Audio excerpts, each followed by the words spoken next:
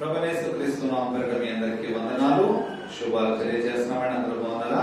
ఇంతవరకు దేవుడు ఇచ్చినటువంటి ఈ శ్రేష్టమైన అవకాశంలో మనందరినీ బ్రతికించుకుని ఇంతవరకు పాటల ద్వారా స్తుతుల ద్వారా స్తుతించడానికి ఎంతో శ్రేష్టమైన అవకాశం దయచేసిన దేవునికి వందనాలు. అదే విధముగా శ్రేష్టమైన వాక్య భాగంలోకి వెళ్ళడానికి కూడా ఆయన చూపించున్నాడు. ఈ సమయంలో వాక్య భాగంలోకి మనము వెళదాం. యోహాను సువార్త 13వ అధ్యాయము 34వ వచనాన్ని చదువుకుందాం. యోహాను సువార్త 13వ అధ్యాయము 34వ వచనాన్ని చదువుకుందాం. మీరు ఒకరినొకరు ప్రేమింపవలెనని మీకు కొత్త ఆజ్ఞ ఇచ్చుచున్నాను. నేను మిమ్మును ప్రేమించినట్టే మీరును ఒకరినొకరు ప్రేమింపవలెను. ప్రార్థన చేసుకుందాం. దేవాన్ని స్తోత్రములు తండ్రి, పరిశుద్ధుడా మహోన్నతుడా మహాగరుడా, మీకే వందనాలు స్తోత్రములు చెల్లించుచుండగా ఈ చదవబడిన వాక్య భాగమును బట్టి మీ పాదం మీదకి వచ్చి ఉన్నాము తండ్రి. అయ్యా, చదవబడిన మాటల ద్వారా మీరు మాతో ఏమైతే మాట్లాడదలుస్తున్నారో తండ్రి, కనికరించండి, కరుణించండి, నాయన ఆదరించండి. నీ ఆత్మశక్తిని మాకు దయచేయబడుచున్నాము ప్రభువా. అయ్యా, మాట్లాడుచున్న మాటలు మనుషుల మాటలుగా కాక నీ ఆత్మశక్తి గల మాటల ద్వారా, నీ జీవము గల మాటల ద్వారా నన్ను మమ్మల్ని బలపరిచి తృప్తిపరిచి నాయన నీకు ఉపయోగపడే పాత్రగా నిలబెట్టుకోబడుచున్నాము తండ్రి. కనికరించండి ప్రభు, సహాయం చేయండి నాయన.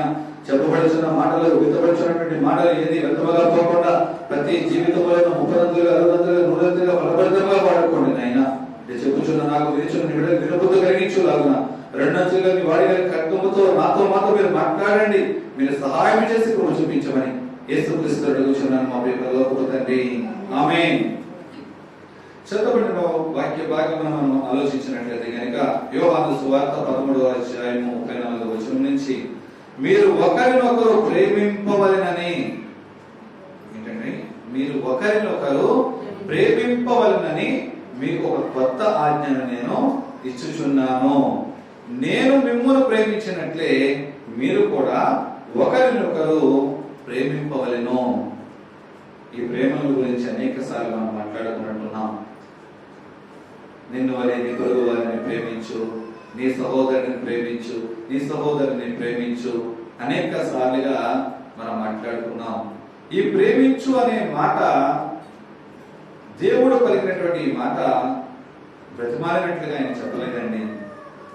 ఒక ఆజ్ఞ, నిన్ను వలె నీ పొరుగు వారిని ప్రేమించు అంటే మీరు ఒకరిని ఒకరు ప్రేమించుకోరండి.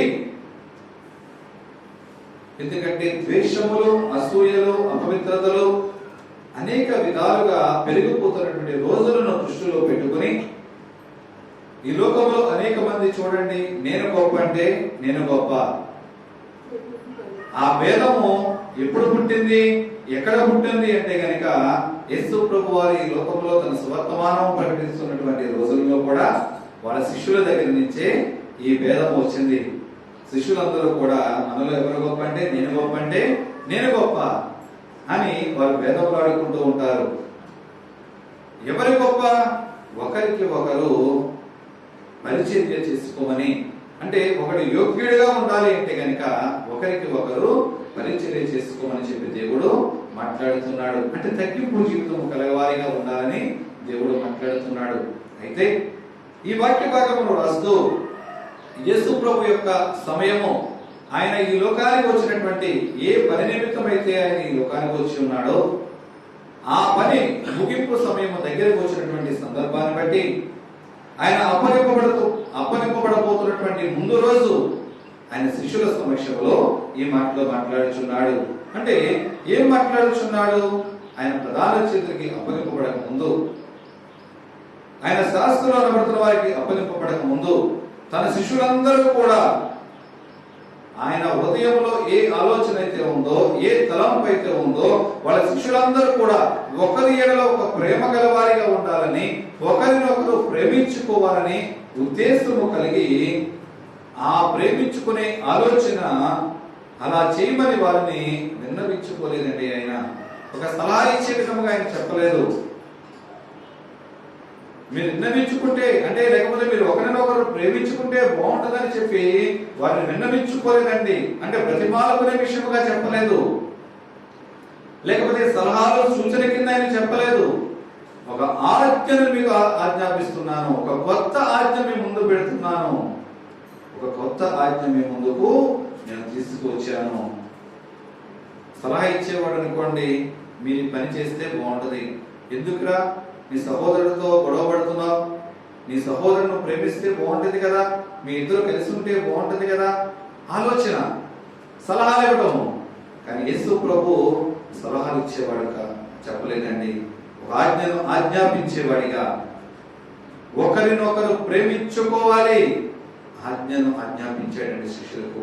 ఎందుకంటే వారిలో మొదటి భేదము కలగకుండా ఉండాలని, అనేక మందికి లోకానికి మాదిరికర్మగా ఉండాలి అంటే కనుక యేసు ప్రభు నడిచిన మార్గంలో వీరు నడుచుచున్నారని చెప్పి ఒక సాక్ష్యము బయటికి వెళ్ళాలి అంటే కనుక మొదటి వారిలో ఏముండాలి? ప్రేమ ఉండాలి. ఒకరినొకరు, ఒకరు ఎక్కువ కాదు, ఒకరు తక్కువ కాదు. ఈనాడు సంఘములలో చూడండి, ఇది మా సంఘం అండి. ఎక్కడికైనా సమాజముగా వెళితే అందరూ నిలుపుకుంటారు, నా సంఘం ఎక్కడ ఉంది, నా సంఘం ఎక్కడ ఉంది, నా సంఘం ఎక్కడ ఉంది. అదే ఒకే సంఘస్థులు అనుకోండి, ఆ సంఘములో ఏమనుకుంటారు? నా కులం ఎక్కడ ఉంది, ఉందా లేదండి కులగచ్చి ఉంది, ప్రజలలో పెట్టుబిల్లిపోతుంది. సంఘాలలో ఉన్నటువంటి దౌర్భాగ్యమైనటువంటి స్థితి, ప్రేమ లేకపోవడానికి గల కారణము కులగచ్చల ద్వారాగా. సంఘంలోకి వెళితే ఉన్న వారిని ఒక స్థితిలో ప్రేమిస్తారు, లేని వారిని ఒక స్థితిలో ప్రేమిస్తారు. కడజాతి వారిని పట్టించుకునే నాదుడు లేడండి ఈనాడు లోకములో. క్రీస్తు సంఘముగా, క్రీస్తులో కడగబడినటువంటి బిడ్డగా, క్రీస్తు దేహంలో ఉన్నటువంటి ఒక అవయవముగా నువ్వు ప్రేమించే తత్వం ఇదేనా? అందుకే దేవుని సంఘములను బట్టి, క్రైస్తవులను బట్టి, ఆయన బిడ్డలు అనబడుతున్న వారి బట్టి ప్రభువు చెప్తున్నటువంటి మాట, ఒకరిని ఒకరు ప్రేమించుకోవాలి. ప్రతి క్రైస్తవుడు కూడా విధిగా ప్రేమించాలని, అత్యధికముగా ప్రేమించాలని. ఆ ప్రేమ ఏ విధముగా ఉండాలి అంటే కనుక అగాధ్య ప్రేమ. దేవుడు మనల్ని ఏ విధముగా అయితే ప్రేమించాడో అటువంటి విధముగా నిన్ను నీవు ఏ విధముగా అయితే ప్రేమించుకుంటున్నావో, నిన్ను నీవు ప్రేమించుకుంటున్న విధముగానే నీ పొరుగు వారిని కూడా ప్రేమించాలని చెప్పి ఆయన మాట్లాడుచున్నాడు. యోహాను భక్తుడి ద్వారా ఈ మాటలు ఆయన 3 సార్లుగా రాయిస్తున్నాడండి. ఒకటి 13వ అధ్యాయము 34వ వచనంలో రాయిస్తే, రెండోదిగా 15వ అధ్యాయము యోహాను సువార్త 15వ అధ్యాయము 12వ వచనంలో రాయించాడు. నేను మిమ్మును ప్రేమించిన ప్రకారము మీరు ఒకరినొకరు ప్రేమించువలననుటయే నా ఆజ్ఞ. ఎవరాజ్ఞ అన్నది? దేవుని ఆజ్ఞ. ఎవరాజ్ఞ? దేవుని ఆజ్ఞ. నేను మిమ్మల్ని ప్రేమించిన ప్రకారమే మీరు ఒకరిని ప్రేమించుకోవాలన్నది నా ఆజ్ఞ. ఒక మానవుడు సృష్టించిన ఆజ్ఞ కాదండి, ఒక మానవుడు ప్రకటించిన ఆజ్ఞ కాదు. ఈనాడు రాజ్యాలు ఆజ్ఞలు పాటించవచ్చు, ఆజ్ఞలు ప్రకటించవచ్చు, ఆజ్ఞలు తీసివేయొచ్చు. కానీ దేవుడిచ్చే ఆజ్ఞ ఏది కూడా త్రుటివేయడానికి వీలు లేదు. దేవుడిచ్చే ఆజ్ఞను త్రోసివేయడానికి వీలు లేదండి. దేవుడిచ్చే ఆజ్ఞను మీరడానికి వీలు లేదు. నా ప్రియ సంఘముగా, నా ప్రియ సహోదరి సహోదరుడిగా దేవుని ఆజ్ఞను మీరి ఏమి సంపాదించుకోవాలనుకుంటున్నావు? నీవు దేవునికి వ్యతిరేకమైన ఆయుధముగా ఉంటూ ఏమి సంపాదించుకోవాలనుకుంటున్నావు? ఒకరినొకరిని ప్రేమించుకోవాలని చెప్పి దేవుడు ఆజ్ఞాపిస్తున్నాడు. అదొక దేవాది దేవునిగా ఆయన ఆజ్ఞాపిస్తే నీవు ఒకరినొకరిని ప్రేమించేదానిగా, ప్రేమించేవాడిగా ఉండగలుగుతున్నావా? ఏ విధముగా ఉన్నది నువ్వు ప్రేమించే విధానము? అదే అధ్యాయం 17వ వచనం, 15వ అధ్యాయం 17వ వచనంలో కూడా రాయబడి ఉంటుంది. లోకము ఆయన చూడదు. యోహాను సువార్త 15వ అధ్యాయము 17వ వచనము. మీరు ఒకరినొకరు ప్రేమింపవలెనని సంగతులను మీకు ఆజ్ఞాపించుచున్నాను. ఈ సంగతులను మీకు ఆజ్ఞాపించుచున్నాను. మూడవసారిగా ఈ సంగతులను మీకు ఆజ్ఞాపించుచున్నాను. ఈ సంగతులవి ఒకరిని ఒకరు ప్రేమించుకోవాలని. ఒకరిపై ఒకరు కక్షలు, క్రోధములు, అసూయలు ఏం తీసుకెళ్తామండి? వెళ్ళేటప్పుడు మన కూడా ఏమైనా మోసుకెళ్తామా? ఏ విధముగా అయితే నువ్వు లోకానికి వచ్చి ఉన్నావో, మళ్ళీ అదే విధంగా ఒట్టి చేతులతో వెళ్ళిపోతావు తప్ప నీతో కూడా తీసుకెళ్ళేది ఒక ఏమి ఉన్నదని ఒక సాక్ష్యము మాత్రమే ఈ లోకంలో మిగిల్చగలదు. నువ్వు మంచిదానివైనా చెడ్డదానివైనా, నువ్వు మంచివాడవైనా చెడ్డవాడవైనా, నీ కార్యములు ఏ విధంగా ఉన్నప్పటికైనా నలుగురు చూసి మాట్లాడుకునేటప్పుడు నీ సాక్ష్యము అనేకుల మధ్యలో ఏ విధంగా ఉంటుంది? ఫలానా వ్యక్తి నన్ను రాసి రంపాన పెట్టిందని చెప్పి చెడ్డ సాక్ష్యం నీ గురించి బయటకు పెడుతుందా? ఫలానా వ్యక్తి నన్ను ఎంతో తనను తాను ప్రేమించుకున్నట్లుగా నన్ను ఆదరించేది, నన్ను కరుణించేది, అనేక మందిని ప్రోత్సహించేది, క్రీస్తు వరకు అనేక మందిని నడిపించేది, క్రీస్తు ప్రేమ ఆవిడిలో లేదా ఆయనలో ఆ వ్యక్తిలో నేను చూసేవాడిని చెప్పి ఎటువంటి సాక్ష్యం పొందుకుంటున్నావా? జీవ గ్రంథంలో నీ పేరు లిఖింపబడటానికి ఎటువంటి సాక్ష్యం పొందుకోగలుగుతున్నావు? నీ నా ప్రేమల లోకములో ఈ లోకములో జీవించుతున్నంత కాలము కూడా, ఈ లోకంలో మనం బతుకుతున్న బతుకంతటిలోనే కూడా ఈ విధముగా నిన్న సాక్ష్యాలు ఉన్నాయి. నిన్ను వలె నీ పొరుగు వారిని ఒకరినొకరు ప్రేమించుకునే ఆజ్ఞను ఏ విధముగా మనం పాటించగలుగుతున్నాము? ఆలోచించగలుగుతున్నామా? సంఘములలో చూసినట్లయితే ఎక్కడ చూసినప్పటికైనా ప్రత్యేక రీతిలో ప్రేమించవలసినటువంటి ప్రభు ఆజ్ఞనే మీరే వారిగా ఈనాడు సంఘములు తయారవుతున్నాయి. ఆదివారం ఆరాధన, ఆయన మందిరానికి వచ్చామా లేదా? వచ్చినటువంటి మనము ఆయన ఆరాధనలో పాల్పొందినామా లేదా? ఆరాధన ముగినట్టునే అందరికన్నా ముందు మనమే వెళ్ళిపోవాలి. ఎందుకంటే ఉన్న కాడ నుంచి మళ్ళీ నలుగురిని పలకరించవలసి వస్తుందేమో. పెద్ద పెద్ద సంఘములలో కూడా ఇదే అధికమైన జబ్బుగా పాకుతుంది. చాప కింద నీరు వలె ఎవరికి తెలియని విధముగా పైకి భక్తుపరులుగా ఉంటూ లోకములో లోపల కక్షలతో క్రోధములతో విపరీతమైనటువంటి విధానముగా జనులు ఉంటూ ఉన్నారు. కీర్తన గ్రంథంలో మనం మాట్లాడుకున్నాం. పైకి భక్తుపరులుగా ఉంటారు, లోకములో విపరీతమైనటువంటి కక్షలు క్రోధములు. మనిషి ఉన్నప్పుడు ప్రేమ కలిగి మాట్లాడతారు, మనిషి వెళ్ళిన తర్వాత వెనుమాల మన పెద్దవాళ్ళు అంటారు, మనిషి ముందు ఒక మాట, మనిషి వెళ్ళిన తర్వాత ఇంటి తాటాకులు కడుతూ ఉంటారని. అదే నా నీ పొరుగు వారిని నువ్వు ప్రేమించటం. ఒకవేళ నీ పొరుగువాడు తప్పు చేశాడు, నువ్వు నిజముగా నీ పొరుగువాడిని ప్రేమించినట్లయితే ఆయన తప్పును ఆయనకి చెప్పు.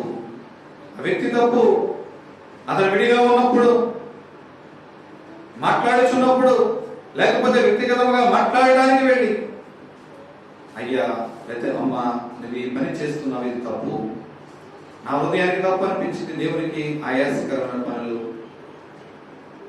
అని ఒకవేళ నీ వంతుగా నువ్వు చెప్పేవారిగా ఉండాలి. కానీ ఒకవేళ నువ్వు ద్వేషించారు, అవమానపరిచారు, ప్రభువునందు పడిన ప్రయాస ఏది కూడా వ్యర్థం కాదు. ప్రభువు నా నిమిత్తము మిమ్మల్ని జనులు హింసించి దూషించి అవమానపరిచినప్పుడు మీరు ధన్యులని దేవుడు మాట్లాడుతున్నాడు.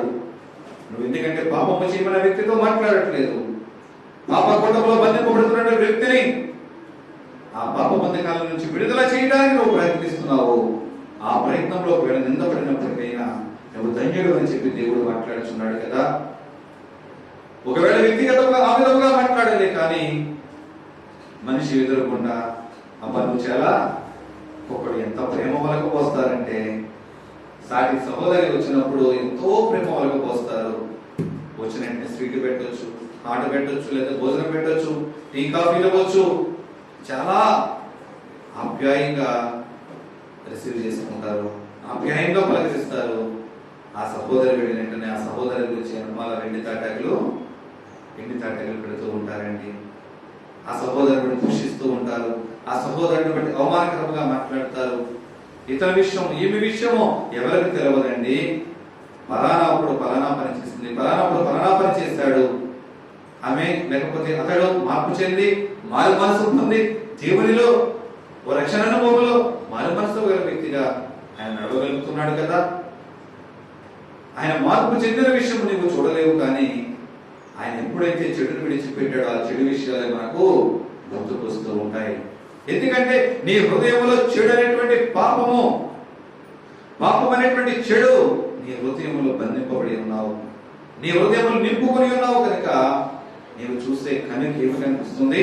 చెడే కనిపిస్తుంది, కానీ మంచి అనేది మాత్రం మనకు కనిపించట్లేదు. మన పెద్దలు చెప్తూ ఉంటారు, పచ్చకామెల వారికి లోకమంతా కూడా పచ్చగానే ఉంటది. అవునండి, లోకమంతా కూడా వారికి పచ్చగానే అనిపిస్తుంది. ఎవరిని చూసినప్పటికైనా మనం ఏ నేత్రములతో చూస్తున్నామో, ఏ ఆలోచనతో చూస్తున్నామో, ఏ తలంపులతో మనం ఆలోచిస్తున్నామో అవే మన ఉద్యోగంలో నుంచి బయటికి మన నోటి ద్వారాగా బయటికి వెళ్ళగొట్టుతూ ఉంటాం. ఏ విధముగా ఉన్నాయి నీ ఆలోచన తలంపులు? నువ్వు ఎదర వ్యక్తిని దూషిస్తున్నావంటే నిన్ను నువ్వు ప్రేమించుకోవట్లేదు. నీ దేహమును నువ్వు ప్రేమించుకోలేటువంటి వ్యక్తివి. దేవుడిచ్చిన ఆలయమైనటువంటి దేహమును ప్రేమించుకోలేటువంటి వ్యక్తివి. దేవుని దృష్టిలో ఎవరు నీతిమంతుడిగా నీతిమంతురాలిగా ఉండగలము? దేవుని యొక్క పరిశుద్ధ గ్రంథంలో, ఆయన జీవ గ్రంథంలో ఏ విధముగా పేర్లు లిఖింపబడతాయి? ప్రతి క్రైస్తవ సంఘమును బట్టి కూడా దేవుడు రాస్తున్నటువంటి మాట, మీరు ఒకరిని ఒకరు ప్రేమించుకోవాలని చెప్పి ఆయన ఆజ్ఞ. ఏ భేదము లేదు. ఒక కులమని కానీ, గోత్రమని కానీ, ఒక వయసు తారతమ్యం కానీ, ఉన్నవారిని కానీ లేని వారిని కానీ తారతమ్యం లేదండి. ప్రతి ఒక్కరిని ప్రేమించాలి. అందరూ లోకంలో ఉన్న సమాజం అంతటిని ప్రేమించాలి. సమాజమును ప్రేమించమన్నారు కదా అని చెప్పి దేవుడి ఆజ్ఞను పెడచెవిని పెట్టి లోకమని బురద వండించుకోమని మాత్రం దేవుడు చెప్పట్లేదండి. బురదలోంచి వచ్చినటువంటి తామర పువ్వు ఏ విధముగా ఉంటది? తామర పువ్వు ఇష్టపడిన వారు ఎవరైనా ఉంటారా? ఎవరు ఇష్టపడారండి? దానికి ఉన్నటువంటి అందాన్ని బట్టి ప్రతి ఒక్కరు కూడా ఇష్టపడుతూ ఉంటారు. ఆ పువ్వును తీసుకోవాలని ఇష్టపడుతూ ఉంటారు. ఆ తామర పువ్వులు చూసినప్పుడు ఆ అందాన్ని చూసి ఎంతో ఎంతో ఆనందిస్తూ ఉంటారు, సంతోషిస్తూ ఉంటారు. ఎక్కడ ఉంది ఆ తామర పువ్వు? చెరువులో ఉంది, లేకపోతే బురదలోంచి బయటకు వచ్చింది. తామర పువ్వుకి ఎక్కడైనా ఎంత బురద ఉంటుందండి? బురద ఉండదు. ఎందుకంటే బురద అంటించుకోవడానికి అది మానవ స్వభావం కలిగినది కాదండి. మానవుడు ఈ లోకము కదండి. నలుగురితో ఉన్నప్పుడు ఎవరైనా ఏమైనా అనుకుంటారు. లోక ఆచారములు తలంపులను బట్టి లోకంలో ఉంటున్నాం కదండి. కొద్ది కొద్దిగా అంటించుకోకపోతే ఎలాగా? ప్రయాణమై వెళుతున్నాం, రోడ్డు పక్కన వెళుతున్నాం, పక్క వాహనం వాడు స్పీడ్గా వెళ్ళిపోయాడు, బంధంలో నుంచి ఆ బంధంతో వచ్చి మన మీద పడింది. ఏమైంది కదండి? కొద్దిగా బందే కదా. లోకంలో వస్తున్నప్పుడు ఫంక్షన్ వాళ్ళు అర్థం చేసుకుంటారు, వెళ్ళొచ్చు కదా. పెడతామండి? పెడతామా? సిగ్గుపడతాం. అయ్యో, ఇంత బురద బట్టలతో నేను ఫంక్షన్ వెళ్ళటమా? బురద బట్టలు అంటే మొత్తం బురద బట్టలు, కొద్దిగా బురద అయినప్పటికైనా ఈ బురద బట్టలతో నేను ఫంక్షన్కి వెళ్ళటమా? వెంటనే మార్చుకుంటావే. అంటే నీ దేహమును కప్పుకోవడానికి వేసుకున్నటువంటి పై వస్త్రములకే నువ్వు అంత వెలిగించినప్పుడు నీ ఆత్మకు సంబంధించినటువంటి ప్రేమను బట్టి ఒకరినొకరిని ప్రేమించుకునే ఆజ్ఞను అతిక్రమించే విషయంలో నీవు జాగ్రత్త తీసుకోలేకపోతున్నావా? నీ సంఘంలో నీ సహోదరుని నువ్వు ప్రేమించగలుగుతున్నావా? నీ ఇరుగు పొరుగు వారిని కావచ్చు, నీ బంధుమిత్రాదులలో కావచ్చు, నీ రక్త సంబంధికులలో కావచ్చు, నీ తోబుట్టువులో కావచ్చు, నీకు విరోధైన వారు ఎవరైనా ఉన్నారు అంటే కనుక నిన్ను వలె నీ పొరుగు వారిని నీవు ప్రేమించట్లేదు. ప్రేమించమన్నారు కదా అని చెప్పి దేవుని వాక్యాన్ని పక్కన పెట్టి, ప్రార్థనను పక్కన పెట్టి, దేవుని కోరికలను పక్కన పెట్టి ఆయన ఆజ్ఞలకు వ్యతిరేకించి మాత్రము దేవుడు ప్రయత్నించమని చెప్పలేదండి. ఆయన ఆజ్ఞలకు కట్టుబడుతూ, ఆయన వాక్యానుసారముగా నడుచుకుంటూ, దేవుని యొక్క ప్రార్థనా జీవితంలో మనము బలపరచబడుతూ ఒకరినొకరు ప్రేమించుకునే వారిగా ఉండాలని చెప్పి బైబిల్ లేఖనాలు తెలియజేస్తూ ఉన్నాయి. ఎందుకంటే ఈ లోకములో ప్రభు యేసుక్రీస్తు వారి పట్ల ప్రేమను కనబరుస్తూ ఆయనకు విధేయులై దేవుని యొక్క పరిశుద్ధ గ్రంథములకు లోబడి జీవించేవారు అనేక మంది ఉన్నారు. అయితే పైకి మాత్రం క్రైస్తవులుగా చెప్పుకుంటూ తిరిగే వారు కూడా లోకంలో అనేక మంది విశ్వాసులు ఉన్నారు. ఈనాడు క్రైస్తవ సంఘాలలో అనేక మంది వందలుగా, వేలలుగా, లక్షలుగా సంఘాలు పెరిగిపోతూ ఉన్నాయి. సంఘములు ఎంత పెరుగుతున్నాయి అన్నది కాదండి, సంఘములో యథార్థమైన విశ్వాసులు ఎంతమంది ఉన్నారు, నమ్మకమైన విశ్వాసులు ఎంతమంది ఉన్నారు.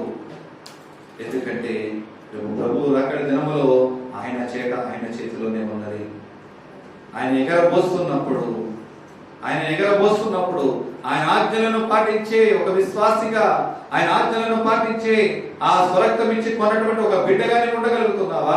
ఆయన జీవ గ్రంథంలో లిఖింపబడినటువంటి పేరు లిస్టులో నీ పేరు ఉండగలిగి ఉన్నదా లేదన్నది ఆయన చేట ఎగరబోసేటప్పుడు మాత్రం మనకు తెలుస్తుంది.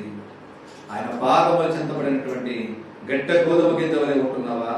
లేదంటే కనుక ఎగిరిపోయి మంటలలో పడినటువంటి ఒట్టువలే నువ్వు జీవిస్తున్నావా?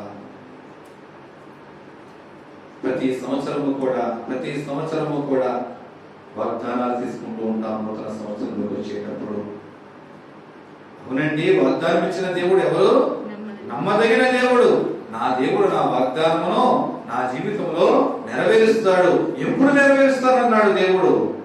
వాగ్దానం ఇచ్చిన దేవుడు నమ్మదగిన దేవుడే. నా ఆజ్ఞలను నువ్వు పాటిస్తే, అక్కడ ముందు ఉన్నటువంటి వాక్య భాగాన్ని మాత్రం మనము పండించుకోం, అది అదే చేసేస్తాం, చెరిపేస్తాం. ఎందుకంటే అది మన హృదయానికి పట్టదు. మన జీవితంలో నెరవేర్చుకోవడానికి మనకి మనసు అంగీకరించదండి. కనుక ఆ ఆజ్ఞలనే పదాన్ని మాత్రం ఏం చేస్తాం? మనం చెరిపివేస్తాం. మనకు కావాల్సింది ఏంటి? వాగ్దానం నెరవేర్చాలి. ఆ వాగ్దానం యొక్క వాక్యాన్ని పట్టుకుని నా జీవితంలో నెరవేర్చు అయ్యి బాబు, ఇన్ని రోజులు అయిపోయింది, ఇన్ని సంవత్సరాలు అయిపోయింది, దేవుడు ఇచ్చిన వాగ్దానము నెరవేర్చట్లేదు. ఒకవేళ దానికి సూచనగా ఏదైనా ఒక కార్యము జరిగింది అంటే కనుక దేవుడు నాకు ఇచ్చిన వాగ్దానము నెరవేర్చాడు. దేవుడు నీకు ఇచ్చిన వాగ్దానం నెరవేర్చడము కాదు, నీకున్నటువంటి శక్తిని బట్టి, నీకున్న పలుకుబడిని బట్టి, నీకున్న చదువు విద్యా వృత్తులను బట్టి, ఒకవేళ దేవుడు నీకు ఆస్తుపాస్తులు ఇవ్వచ్చు, నీకు అంతస్తులు ఇవ్వచ్చు, నీకున్న అందచందములను బట్టి ఒకవేళ ఎదరవారు నిన్ను ఆకర్షించవచ్చు. అది దేవుడు నీ ఎడల తీర్చినటువంటి వాగ్దాన నెరవేర్పు కాదండి. ఆయన శాశ్వతమైనటువంటి ఆజ్ఞనికి ఇస్తున్నాడు. ఏ ఆజ్ఞలైతే నువ్వు పాటిస్తున్నావో, ఆయన ఇచ్చిన ఆజ్ఞలను నువ్వు పాటిస్తూ ఒకరినొకరు ప్రేమించే ఆజ్ఞానుసారంగా నువ్వు నడుచుకున్నట్లయితే కనుక దేవుడిని ఎడలిచ్చినటువంటి సాక్ష్యము ఏ విధముగా ఉన్నది? ఆయన జీవ గ్రంథంలో నీ పేరు లిఖింపబడినప్పుడు, ఆయన రాకడ సమయాల్లో నిన్ను ఎత్తుకుని వెళ్ళడానికి, నిన్ను తీసుకుని వెళ్ళడానికి తన సపరివార దూతలతో వచ్చినప్పుడు నిన్ను బట్టి నన్ను బట్టి దేవుడు ఎటువంటి సాక్ష్యం ఇస్తున్నాడు? ఆయనలో నమ్మకమైన బిడ్డగా ఆయన ప్రేమను పొందుకున్నటువంటి నీవు నేను ఆ పొందుకున్నటువంటి ప్రేమను అనేక మందికి పంచేవారిగా ఉంటున్నామా? పంచేవారిగా ఉంటే గనుక ఆయన నీ గురించి సాక్ష్యం ఇస్తాడు. అదండి ఆయన నీకు ఇచ్చిన నీ జీవితంలో నెరవేర్చే వాగ్దానము. అదండి దేవుడు నీ జీవితంలో చేసినటువంటి కార్యము. అదండి నీ జీవితంలో నీ గురించి దేవుడు ఇచ్చే సాక్ష్యము. దేవుడు నా గురించి సాక్ష్యం ఇవ్వాలి. ఏమి ఇవ్వాలి? దేవుడు నీ గురించి సాక్ష్యము. దేవుడి కొరకు నువ్వు ఏమి చేస్తావని సాక్ష్యం ఇవ్వాలి. దేవుడి కొరకు నువ్వు ఏమి కష్టించావని, ఏమి ప్రయాసపడ్డావని, దేవుని కొరకు ఎక్కడ నువ్వు ప్రకటించావని, దేవుని కొరకు నువ్వు ఎక్కడ అంగలార్చావని, దేవుని కొరకు ఎవరిని నువ్వు నడిపించావని దేవుడు నీ గురించి సాక్ష్యం ఇవ్వాలి. నీకు ఇచ్చిన వాగ్దానము దేవుడు నెరవేర్చాలి. దేని కొరకు? దేవుడు ఆజ్ఞలను పాటించగలుగుతున్నావా? అది తన శిష్యులతో చెబుతున్నాడు. మొదటిగా తన శిష్యులు పాటించాలి, తన శిష్యులలో మార్పు రావాలి అని, తన శిష్యులు ఒకరినొకరు ప్రేమించుకునే అనుభవంలోనికి నడిపించాలి అని దేవుడు ఉద్దేశము కలిగి రిక్వెస్ట్గా చెప్పట్లేదండి, సలహా ఇవ్వట్లేదు. ఒక ఆజ్ఞ మీకు నేను ఆజ్ఞాపించుచున్నాను. ఎందుకంటే తన శిష్యులను ఆయన ఎంతగా ప్రేమించాడు అంటే కనుక తన ప్రాణం ఇచ్చినంతగా ఆయన ప్రేమించాడండి. తన ప్రాణం ఇచ్చి అంతగా తన శిష్యులను ఆయన ప్రేమించాడు. ఈ లోకంలో ఉన్నటువంటి నిన్ను నన్ను కూడా, మనందరినీ కూడా ఎంతగా ప్రేమించాడు అంటే కనుక తన ప్రాణం ఇచ్చినంతగా ప్రేమించాడు. అంత ప్రాణం ఇచ్చినంతగా నీవు నేను ప్రేమించగలుగుతున్నామా? కనీసం ప్రాణం ఇవ్వక్కర్లేదు, మంచి మనసాక్షితో మంచి మాటతో అయినా ఎతడి వ్యక్తిని బట్టి అవమానకరమైన మాటలు మాట్లాడకుండా అయినా ప్రేమించగలుగుతున్నావా? ఆలోచిద్దామండి. ఎవరి నోటంట చూసినప్పటికైనా బూతి మాటలతో, ద్వంద్వ వైఖరితో కూడిన మాటలతో, అపవిత్రమైనటువంటి మాటలతో మాట్లాడే వారి ఈనాటి లోకంలో క్రైస్తవులను పడుతున్న వారు ఎక్కువైపోయి ఉన్నారు. దేవుని తెలుసుకునేది వారి మాట పక్కన పెట్టినట్లయితే కనుక దేవుని తెలుసుకున్న వారి పరిస్థితి కూడా ఈనాడు లోకంలో ఇదే విధంగా ఉంది. అదే మాట్లాడుతున్నాడు దేవుడు, నీ నోటి ద్వారా లోపలికి వెళ్ళేది ఏది కూడా నిన్ను అపవిత్రపరచదు, ఎందుకంటే అది బయటకు పోయేది. నీ నోటి ద్వారా బయటికి ఏదైతే వస్తుందో అదే మాత్రమే నిన్ను అపవిత్రపరుస్తుంది అంటూ ఉంటారు. కాలు జాగ్రత్త తీసుకోవచ్చు కానీ నోరు జాగ్రత్త బట్టి మాట వెనక్కి తీసుకోలేము. అతడి వ్యక్తి హృదయంలో హృదయంలో గోజాడుతూనే ఉంటది. ఫలానా అప్పుడు నన్ను ఈ విధంగా నిందించారు, నన్ను ఈ విధంగా అవమానపరిచారు, ఈ విధంగా దూషించారు అని చెప్పి వారు హృదయాలలో ఆలోచించుకుంటూనే ఉంటారు. కానీ ఆ మాటను బట్టి వారు మర్చిపోయే అవకాశమే ఉండదండి. ప్రభువైన యేసుక్రీస్తు అదే మాట్లాడుతున్నాడు, నేను మిమ్మల్ని ప్రేమించి ఉన్న ప్రకారము మీరు ఒకరిని ఒకరు ప్రేమించుకునండి. ఎందుకంటే ప్రేమే శాశ్వత కాలం ఉండేది, ప్రేమే వ్యక్తుల మధ్య సంబంధాన్ని పెంచేది, ప్రేమే పరిస్థితులన్నింటినీ కూడా చక్కపరిచేది ప్రేమేనండి. శాంతి మార్గంలో నడిపించేది ఆ ప్రేమే. మనల్ని ఉన్నత స్థితిలోనికి తీసుకువెళ్ళేది ప్రేమే. ఆ ప్రేమ లేని వాడైతే వాడు నావాడు కాదు, దేవుడి వాడు కాదండి.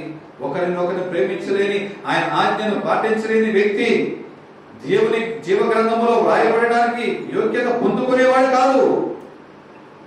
రోమీయులకు రాసినటువంటి పత్రిక 13వ అధ్యాయము 8వ వచనాన్ని చదువుకుందాం. ఒకరినొకడు ప్రేమించే విషయంలో తప్ప ఒకరినొకరు ప్రేమించే విషయంలో తప్ప మరేమియు ఎవరికి అచ్చి ఉండవద్దు.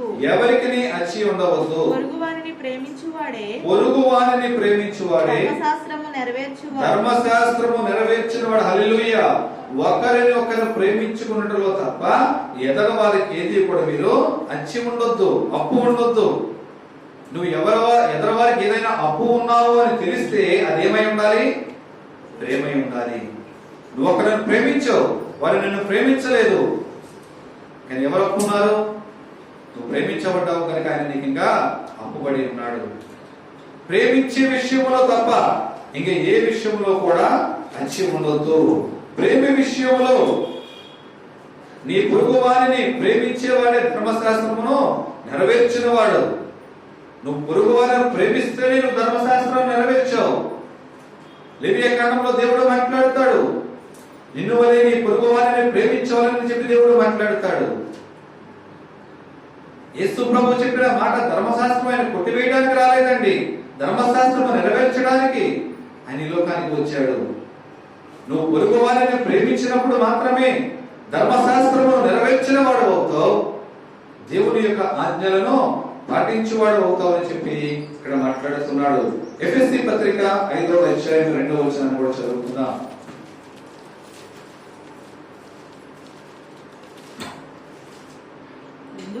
5వ అధ్యాయము 2వ వచనం. క్రీస్తు మిమ్మును ప్రేమించి పరిమళ వాసనగా ఉండుటకు మన కొరకు తన్ను తాను దేవునికి అర్పణముగా బలిగాను బలిగాను అప్పగించుకొనెను. అలాగుననే మీరును ప్రేమ కలిగి నడుచుకొనుడి. హల్లెలూయా. క్రీస్తు మిమ్మును ప్రేమించి, ఎవరిని ప్రేమించి? లోకములో ఉన్న సమస్త జనాంగమంతటిని ప్రేమించి మనందరము కూడా ఎలా ఉండాలి? పరిమళ తైలముగా ఉండాలని, సువాసన కలిగే వారిగా మనం అందరం ఉండాలని చెప్పి తన్ను తానుగా దేవునికి ఎలా అర్పించుకున్నాడండి? అర్పణముగాను బలిగాను కూడా తను అర్పించుకున్నాడు. దేవుడు తన్ను తాను బలి అర్పించుకోవడానికి ఎక్కడా కూడా అదేంటి ప్రభువా, అదేంటి తండ్రి, ఈ లోకమును నన్ను ఎందుకు పంపించావు, నేను రాను, మళ్ళీ నేను బలి అర్పించాలని చెప్పి ఎక్కడా కూడా ప్రభువైన యేసుక్రీస్తు వారు నిరాకరించలేదు తండ్రి మాటకు.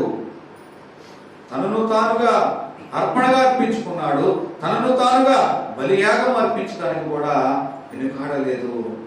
ఎవరైతే ఆ ప్రేమను ప్రేమించగలుగుతారో, ఆ తన్ను తానుగా క్రీస్తు ఏ విధంగా అర్పించుకున్నారో మీరును ప్రేమ కలిగి నడుచుకోవాలి. తన్ను ప్రేమించి తన్ను తానుగా బలి అర్పించుకున్న విధముగా మనల్ని కూడా ప్రేమించమంటున్నాడు. అంటే ప్రేమించమంటున్నాడు అంటే మమ్మల్ని కూడా చచ్చిపోమనండి, చచ్చిపోమని దేవుడు చెప్తున్నాడు. ఏ విధముగా చచ్చిపోవాలి? ఆత్మీయముగా చచ్చిపోవాలి. ఆత్మీయముగా మన చెడు నడతలు మనలో చచ్చిపోవాలి, మన కక్షలు మనలో చచ్చిపోవాలి.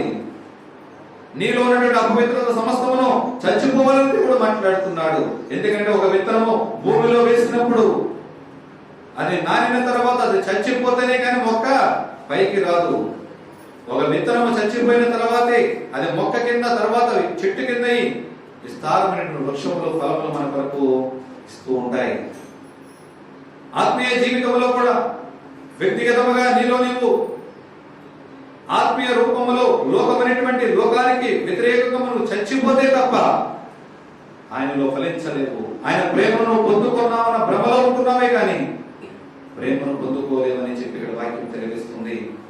ఆయన ప్రేమలను పొందుకున్నావంటే నువ్వు అనేక మందిని ప్రేమించేవారిగా ప్రేమించేదానిగా నీవు ఉంటూ ఆయన ఏ విధముగా బలి అర్పణ అర్పించబడ్డాడో ఆ విధముగా నీవు కూడా బలి అర్పణ అర్పించబడాలని చెప్పి దేవుని వాక్యము సెలవిస్తుంది. అదే విధముగా యాకోబు రాసినటువంటి పత్రిక, యాకోబు పత్రిక 2వ అధ్యాయం 8వ వచనాన్ని చూద్దాం.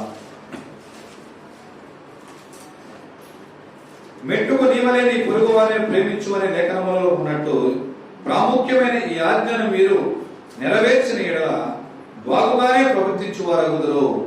యాకోబు భక్తుడు కూడా అదే రాస్తున్నాడు. నిన్ను వలె నీ పొరుగు వారిని ప్రేమించవలనే ఆజ్ఞ మీరు నెరవేర్చినట్లయితే కనుక మీరు బాగుగానే ప్రవర్తించే వారిగా ఉంటారు.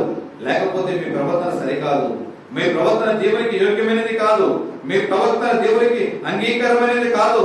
మనం అనుకుంటూ ఉండొచ్చు, నేను దేవుని ఎడల ప్రార్థించే విషయంలో నుండి నేను మోకాళ్ళు వేస్తే తిరిగి 4-5 గంటల వరకు నేను మోకాళ్ళు తీయనండి. వాక్యం చదవడం మొదలు పెట్టానంటే రోజుకు 15-20 అధ్యాయాలు చదివితేనే కానీ నేను బైబిల్ ముందు నుంచి లేగనండి. నేను పాటలు పాడటం మొదలు పెట్టాను అంటే నాకు దేవుడిచ్చిన గొంతుకును బట్టి ఊరు బంధువులు కూడా దేవుని మందిరానికి వచ్చేంత వరకు నేను అడుగుతూనే ఉంటానండి. నువ్వు ఎంత పాటలు పాడినప్పటికైనా, నువ్వు ఎంత వాక్యం చదివినప్పటికైనా, నువ్వు ఎంతగా ప్రార్థించినప్పటికైనా నిన్ను వలె నీ పొరుగు వారిని ప్రేమించకపోతే కనుక నీ జీవితం దేవునికి అంగీకారమైన జీవితం వలె నీ జీవితం లేదు, దేవునికి యోగ్యమైన జీవితం వలె నీ జీవితం లేదు. నువ్వు బతుకుతున్న బతుకు బాగోలేదని దేవుడు మాట్లాడుతున్నాడు.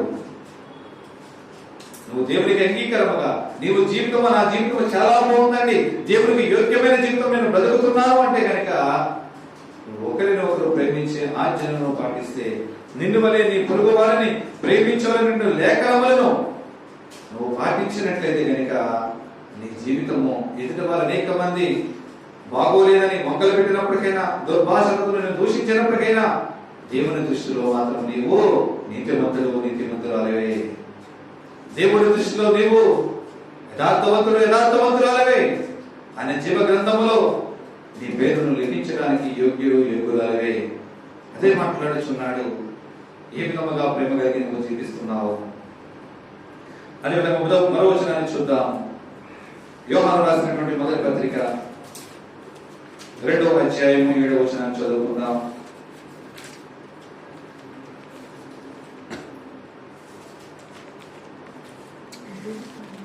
యోహాను రాసినటువంటి మొదటి పత్రిక 2వ అధ్యాయము 7వ వచనం. ప్రియులారా, మొదటి నుండి మీకున్న పూర్వపు ఆజ్ఞనే గాని కొత్త ఆజ్ఞను మీకు రాయటలేదు. ఈ పూర్వపు ఆజ్ఞ మీరు వినిన వాక్యమే. హల్లెలూయా.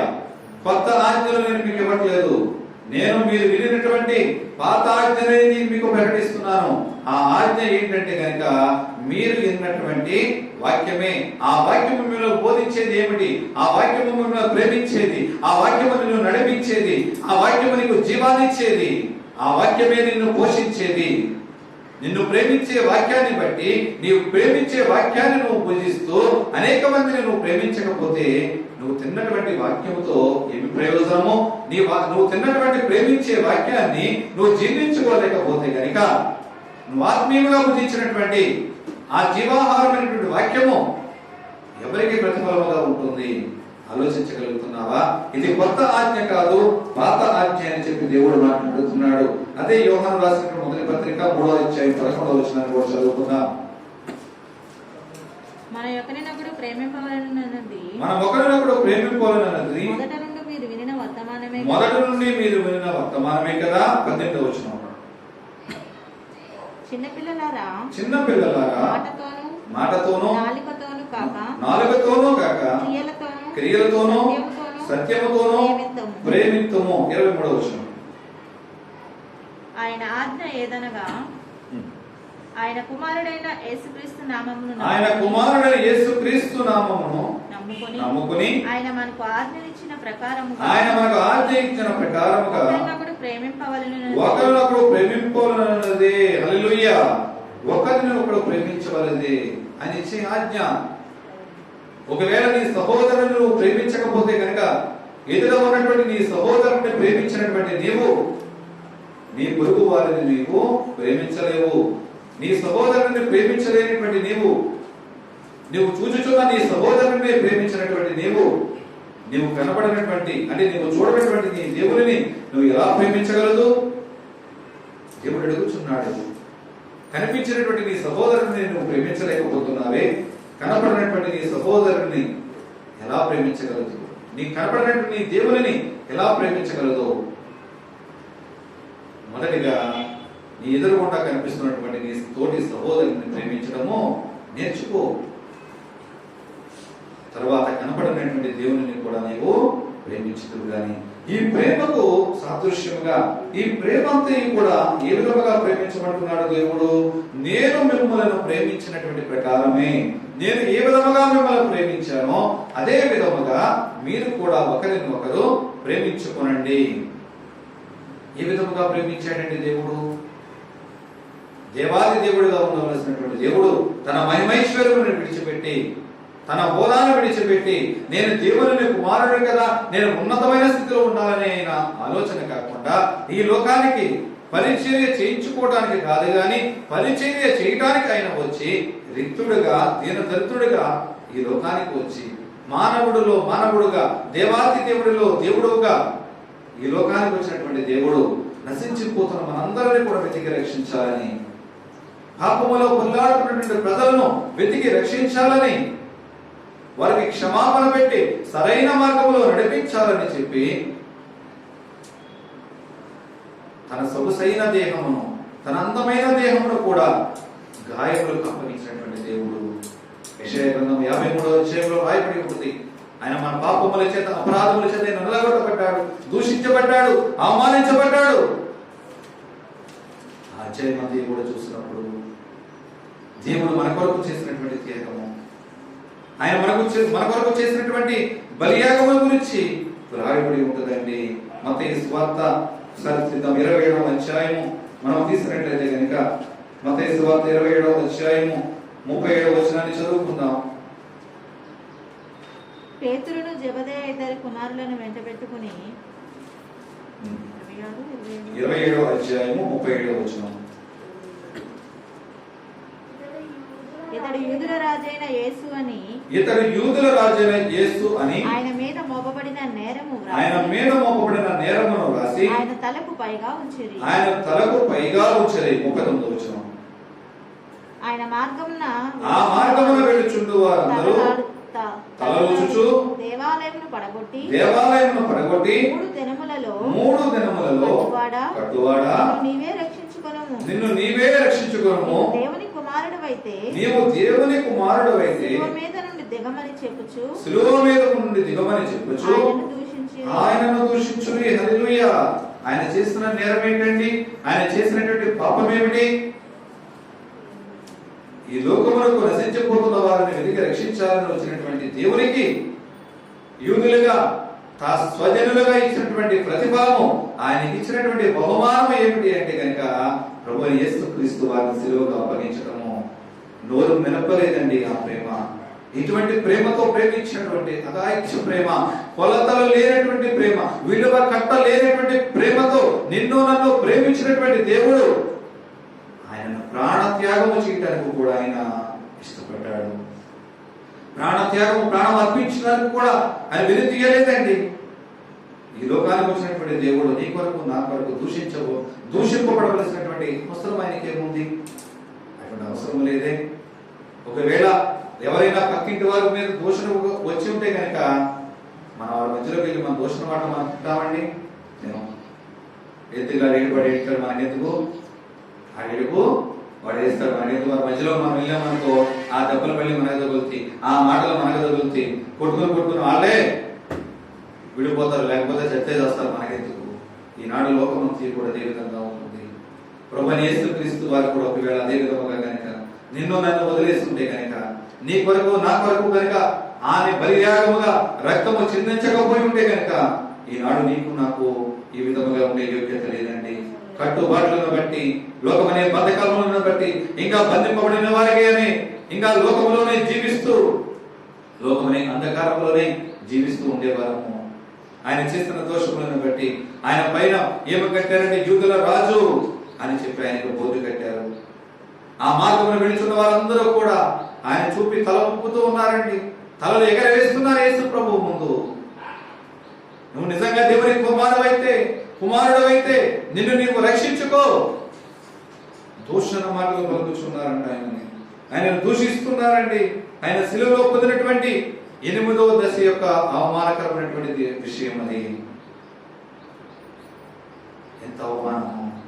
అంత అవమానం భరించడానికి క్రీస్తు నా కొరకు నీ కొరకు పొందినటువంటి అవమానములతో పోల్చుకుంటే నేను ఏదైనా అవమానం పొందగలుగుతున్నామా? ఎవరైనా చిన్న మాట అనేటప్పటికీ ఎంత అవమానం నాకు జరిగింది, ఎంత దూషణకరమైన మాట నేను పడవలసి వచ్చింది, నన్ను ఎందుకు దూషించాలి అని మనము మన హృదయంలోనే మనం చింపేసుకుంటూ ఉంటాం. కానీ క్రీస్తును పోలి ఒకసారి ఆలోచించు.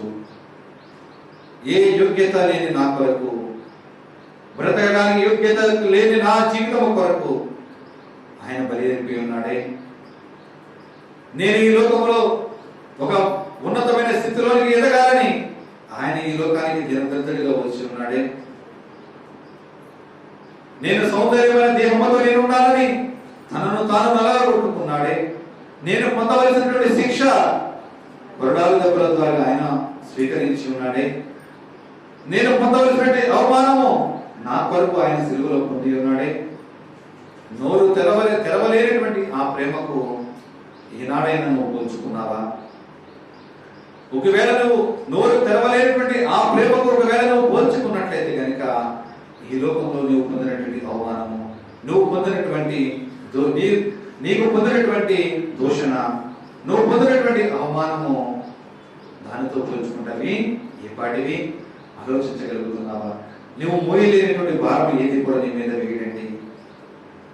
నువ్వు మోయగలిగినటువంటి భారమే, నువ్వు మోయగలిగినటువంటి బాధ్యతే నీ మీద దేవుడు వేస్తాడు. కానీ తీవ్రమైనటువంటి బాధలు, బాధ్యతలు నీకు అప్పగించాడు.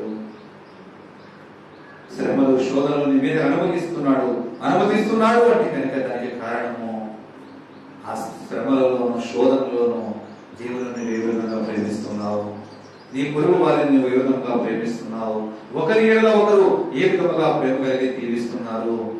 దాని కొరకే నీ మీద శోధనలు అనుమతిస్తుంటున్నాడు దేవుడు. నా ప్రియ సహోదరి, సహోదరుడా, ఒకవేళ ఇంతవరకు ప్రేమ లేని వాడికి ఒకవేళ లేకుండా జీవిస్తున్నామేమో. ఒకవేళ ప్రేమించమన్నారు కదా అని చెప్పి దేవుడు సంఘం అంటే భార్య, దేవుని భార్య అని, దేవుడు అంటే పెళ్లి కుమారుడు అని చెప్పి ప్రేమించమన్నాడు కదా అని చెప్పి అందరినీ ఒకే రీతిగా భార్యను ప్రేమించమన్నట్లుగా ప్రేమించాలంటే కుదరదండి. అది దేవుని ఆజ్ఞకు వ్యతిరేకము. క్రీస్తు సంఘమును ఏ విధముగా ప్రేమించాడు అలాగే భర్త కూడా భార్యను ప్రేమించాలి, భార్య భర్తను ప్రేమించాలి. అలాగే ఒకరి ఏడల ఒకరు ప్రేమ కలిగి ఉండాలి. నీ ఇరుగు పొరుగు వారి ఏడల ప్రేమ కలిగి ఉండాలి. సంఘములో, సహవాసంలో ప్రేమ కలిగి ఉండాలి. నిందువలే నీ పొరుగు వారిని ప్రేమించవలైనటువంటి ఆజ్ఞలను పాటిస్తూ అనేక మందికి మాదిరికరంగా జీవిస్తూ క్రీస్తు సంఘములో ఒక బలమైన సాక్షిగా నీ కొరకు ఎవరు సాక్ష్యం ఇవ్వాలి? నువ్వు యేసు క్రీస్తు వారు సాక్ష్యం ఇచ్చేటట్టుగా తన సపరివారి వృత్తుల మధ్యలో నిన్ను గణపరిచే వారిగా నీవు ఉండగలగాలి. అదండి దేవుడు నిన్ను నన్ను కోరుకుంటుంది. నీ నుండి నా నుండి దేవుడు కోరుకున్న విషయం అదే.